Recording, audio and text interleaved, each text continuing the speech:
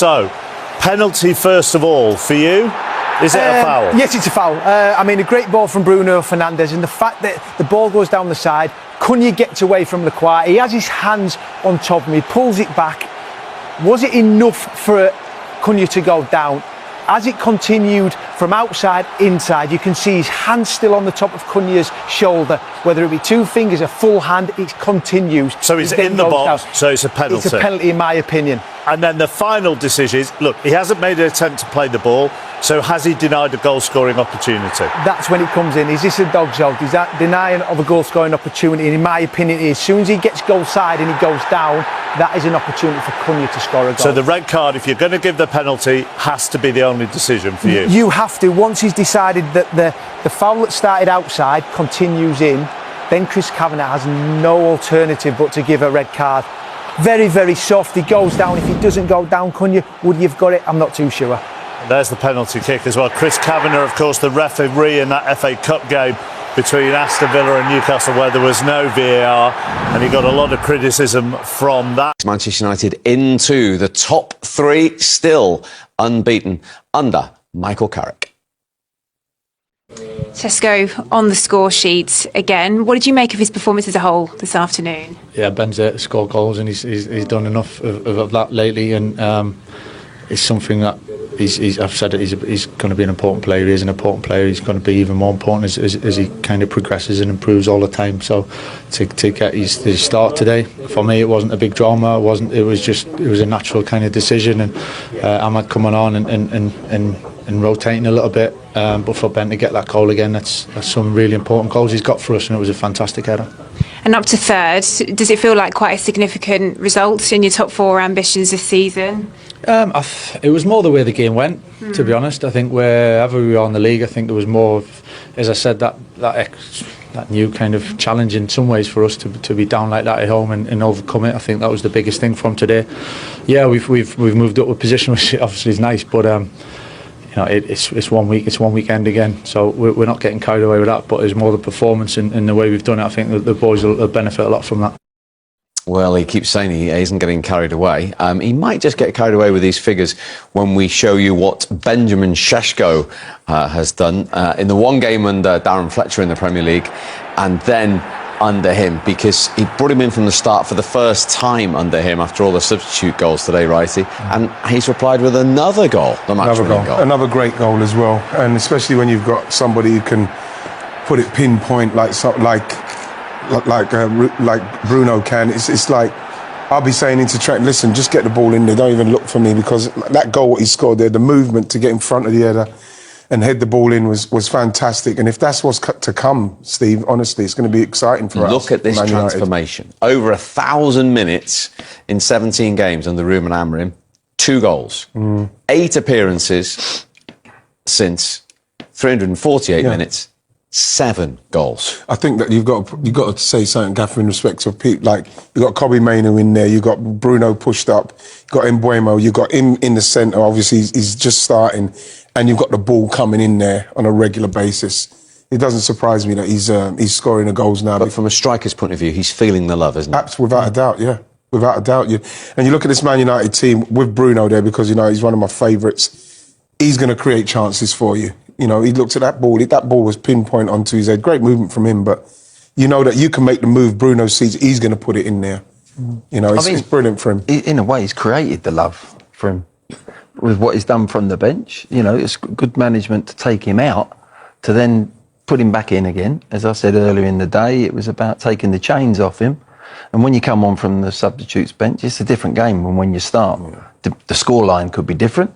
And he's gone and done the business. And then suddenly, now he's got his chance to play. What's he gone and done? If he hadn't scored today and United drew, we'd be going, oh, well, he might not be a good starter, but he's actually come up with the goods and made the winning goal. So, with a fantastic header, by the way. Yeah. It's a great technique. It really is. So he's going to be, under Amorim, with those stats that we said, he's probably apprehensive going into every game.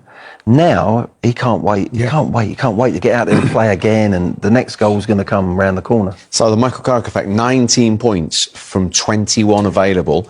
They are into the top 3 for the first time since May 2023. They were 11 points behind Villa on the day Michael Carrick was appointed, and there they are now above them. Yeah, it's just like a breath of fresh air in there. They've responded to him. He's playing players in their positions. He's playing them in a comfortable formation that they all know. You know what I mean? Brought back Kobe Mainoo. I'm really pleased to see that, especially with the World Cup coming up. He's pushed Bruno further forward. He's got Mbeumo and Cunha, who are really exciting players and good players, both putting in a shift. And then you've got Sesko scoring goals. So, you know, it's brilliant what he's done, Michael Carrick. And, you know what I mean? He deserves plaudits for what he's doing. If I don't know how Amorim must be feeling now with the same team doing unbelievable things now, but that's quite damning for him, I'd say. I mean, when you think about United at the end of the season, they lost to Tottenham in the Europa Cup final. Spurs, who hadn't had a great season, beat them 4 times that year. Yeah. I'm just saying that, but I'm just saying that's saying that. No, it's the only thing I can say this week. But that's where they were. Yeah, and it hasn't happened where you go, well, Amorim, you know, built something up and the basis was already there. No, it wasn't. They were plodding away, looking the same team, going to end up in the same position as they did last year, possibly, or maybe a little bit improved on that. But they ended up, whatever they ended up, down the bottom half of the league.